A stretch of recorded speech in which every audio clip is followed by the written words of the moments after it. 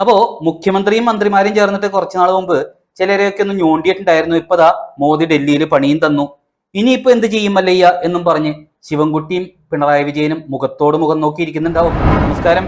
അപ്പോ കേരളത്തിന്റെ ഒരു അവസ്ഥ എന്ന് പറയുന്നത് പ്രത്യേകം പറയേണ്ട ആവശ്യമില്ലല്ലോ. കേരളത്തിൽ ഒരു പ്രത്യേക വിഭാഗമുണ്ട്. അതായത് അവരുടെ ലക്ഷ്യം തന്നെ കുറെ ക്യൂബ മുകുന്ദന്മാരെ സൃഷ്ടിക്കുക എന്നുള്ളതാണ്. അങ്ങനെ ക്യൂബ മുകുന്ദന്മാരുടെ ഫാക്ടറി ആയിട്ട് പ്രവർത്തിക്കുന്ന ആ ഒരു സംഘടന എന്ന് പറയുന്നത് കുറച്ചു നാൾ മുമ്പ് ഒരു പുകിലൊക്കെ ഉണ്ടാക്കിയിട്ടുണ്ടായിരുന്നു. അവരുടെ പ്രത്യേകത എന്ന് പറയുന്നത് ആ ഒരു രാജ്യസ്നേഹം എന്ന് പറയുമ്പോൾ ആ പെരുവിരലിൽ നിന്ന് ഇങ്ങോട്ട് തരിച്ചു കയറും, പിന്നെ ചൊറിഞ്ഞു മാന്തും. അങ്ങനെ നമ്മളുടെ രാജ്ഭവനിലെ ഒരു ചടങ്ങില് ഭാരതാംബയുടെ ആ ഒരു ചിത്രം കണ്ടപ്പോ മന്ത്രി, അതുപോലെ തന്നെ അവരുടെ പിണിയാളുകള്, അതുപോലെ തന്നെ അവരുടെ വിദ്യാർത്ഥി സംഘടനകള് ഇതെല്ലാം ഒത്തിരി പ്രതിഷേധം നടത്തി ഭരണഘടന പൊക്കിപ്പിടിച്ചുകൊണ്ടുള്ള കുറെ പ്രസ്താവനകള്, പ്രതികരണങ്ങള്, പ്രതിഷേധം ഇതെല്ലാം നമ്മൾ കണ്ടതാണ്. ഇപ്പതാ നമ്മളുടെ ഇന്ത്യയുടെ പ്രധാനമന്ത്രിയായിട്ടുള്ള നരേന്ദ്രമോദി ദില്ലിയിൽ ഒരു പണി കൊടുത്തിരിക്കുകയാണ്. അതായത് രാഷ്ട്രീയ സ്വയം സേവക സംഘം ആർ എസ് എസിന്റെ 100ാം ജന്മദിനമാണ്. അപ്പോൾ അതിന്റെ ഭാഗമായിട്ട് നമ്മുടെ പ്രധാനമന്ത്രി ഒരു കോയിനും അതുപോലെ തന്നെ ഒരു സ്റ്റാമ്പും പുറത്തിറക്കുന്ന ഒരു ചടങ്ങ് കുറച്ചു നേരം മുമ്പ് നടന്നു.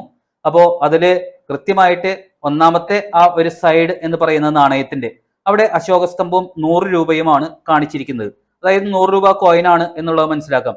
മറുവശം കാണുമ്പോഴാണ് എല്ലാവർക്കും ഞെട്ടലുണ്ടാക്കുന്നത്.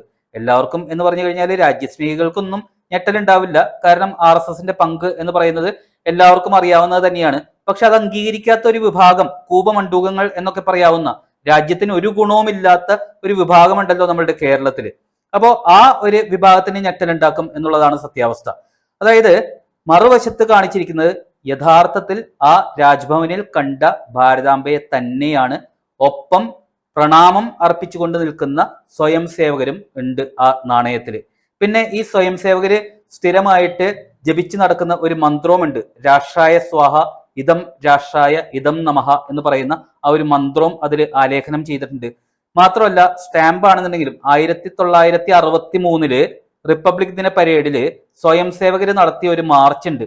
ആ മാർച്ചിന്റെ ഫോട്ടോ കൂടിയാണ് ആ സ്റ്റാമ്പില് പ്രദർശിപ്പിച്ചിരിക്കുന്നത്.